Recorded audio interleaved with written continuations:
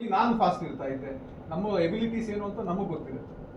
So if you realise that and if you really work hard and you should work smart also, 100% success ಆಗೇ ಆಗುತ್ತೆ. Not just UPSC, life you will be success. ಆಮೇಲೆ ನನ್ನ personal advice, ಎಲ್ಲರೂ ಕೂಡ at least for 1 year ಇದರ್ UPSC ಆ KPSCಗೆ preparation ಮಾಡಿ. ಏನಕ್ಕಂದರೆ ನಿಮಗೆ ಪ್ರಪಂಚ ಜ್ಞಾನ ಬರುತ್ತೆ.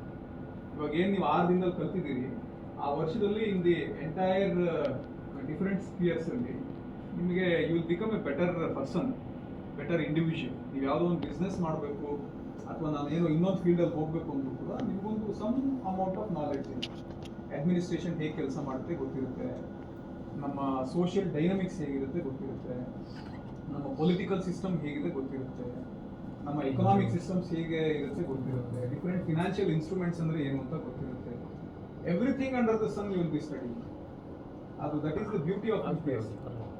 ಸೊ ನನ್ನ personal advice, whatever irrespective of whether you want to become a UPSC person or KPSC person, 1 ವರ್ಷ UPSCಗೆ ಅಂತ ಡೆಡಿಕೇಟೆಡ್ ಆಗಿ ಓದ್ಕೊಳ್ಳಿ. ಬೇರೆ ಕೆಲಸ ಮಾಡ್ತಾ ಇದ್ರು ಕೂಡ ನೀವು ಓದ್ಕೋಬಹುದು. ನಾನು ಕೂಡ ಸ್ಟಾರ್ಟಿಂಗ್ 2 ವರ್ಷ 2.5 ವರ್ಷ ಕೆಲಸ ಮಾಡ್ಕೊಂಡೇ ಓದ್ತೆ. ಅದಾದ್ಮೇಲೆ ಆಗೋದೇ ಇಲ್ಲ ಅಂತಂದು ಮತ್ತೊಂದೊಂದುವರೆ ವರ್ಷ ಸ್ವಲ್ಪ ಸ್ಟ್ರಗಲ್ ಮಾಡ್ಕೊಂಡು ಅದ ಇದ ಅಂತ ಅಂದ್ಕೊಂಡು then finally I resign after 3.5-4 years. So if you really want to do something, be focused and be consistent. ಒಬ್ರೊಬ್ರು ಏನ್ ಮಾಡ್ತಾರೆ, 4 ದಿನ ತುಂಬಾ ಚೆನ್ನಾಗಿ ಓದ್ಬಿಡ್ತಾರೆ, ಮಿಕ್ಕಿದ 40 ದಿನ ಏನು ಓದಲ್ಲ. ಹಂಗಾಗಲ್ಲ. ಈಗ 4 ದಿನ ನಾನು 100% ತೆಗೆದು ಇನ್ನು 40 ದಿನ ನಾನು ಬರೀ 5% 10% ತಗೊಂಡ್ರೆ ನನ್ನ ಆವ್ರೇಜ್ ಎಷ್ಟಿರುತ್ತೆ? ಅದೇ ನಾನು ದಿನಾಲೂ 40% ತಗೊಂಡ್ರೆ ಎಷ್ಟಿರುತ್ತೆ? Definitely your consistency will matter.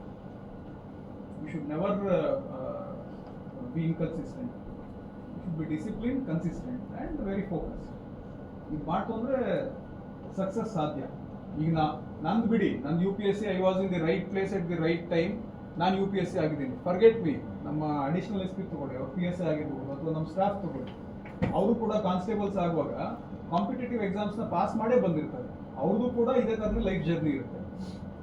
ಅವರು ಎಲ್ಲಿದ್ರು ಇವತ್ತು ಎಲ್ಲಿದ್ದಾರೆ, there will be a sea change. ಕೇಳಿ ಅವ್ರ ಅಪ್ಪ ಅಮ್ಮ ಏನಪ್ಪ ಕೆಲಸ ಮಾಡ್ತಾರೆ ನಿಮ್ಮ ತಂದೆ ತಾಯಿ? ನೋಡಿ, ಎಷ್ಟಿತ್ತು ಆದಾಯ ನಿಮ್ಮ ತಂದೆ ತಾಯಿಗೆ ತಿಂಗಳಿಗೆ? ಅಲ್ಲ, ಮುಂಚೆ ಎಷ್ಟಿತ್ತು ನಿಮ್ಗೆ ಓದೋದು? ಬಿಲೋ 10,000. ಎಷ್ಟು ಜನ ಮಕ್ಕಳು?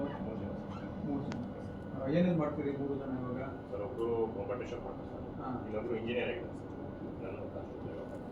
Because of his hard work he is where he is.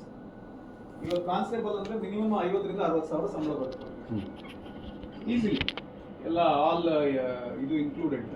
ಅವ್ರ ತಂದೆ ತಾಯಿ ಏನು ದುಡಿತಾ ಇದ್ರು ಅದಕ್ಕಿಂತ 3-4 ಪಟ್ಟು ಹೆಚ್ಚು ದುಡಿತಾರೆ. ಸೊ ಅವ್ರ ತಂದೆ ತಾಯಿ they will be very proud of you. So ಆ ಥರ what you are in life, at least by the time you go, ನಿಮ್ಗೊಂದು 50, 60, 70, 80 ವರ್ಷದಲ್ಲಿ ನಾವು ಯಾವಾಗ ಮೇಲಕ್ಕೆ ಹೋಗ್ತೀವಿ ಅಷ್ಟರಲ್ಲಿ ಸಮ್ ಚೇಂಜ್ ಆಗಿರ್ಬೇಕು.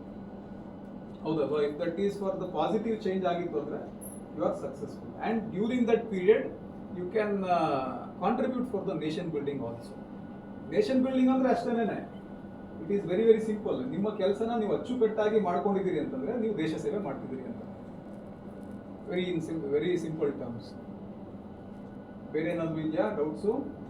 You have any concerns? Feel free to talk to me. ಬರೀ ಇದೊಂದೇ ಸೆಷನ್ ಅಲ್ಲ, ಐ ಬಿ ಹಿಯರ್ ಆಲ್ವೇಸ್. ನನ್ನ ನಂಬರು ಬೇಕಿದ್ರೆ ತಾವು ತಗೊಳ್ಳಿ. ಯಾವುದೇ ರೀತಿ ಕಾಂಪಿಟೇಟಿವ್ ಎಕ್ಸಾಮ್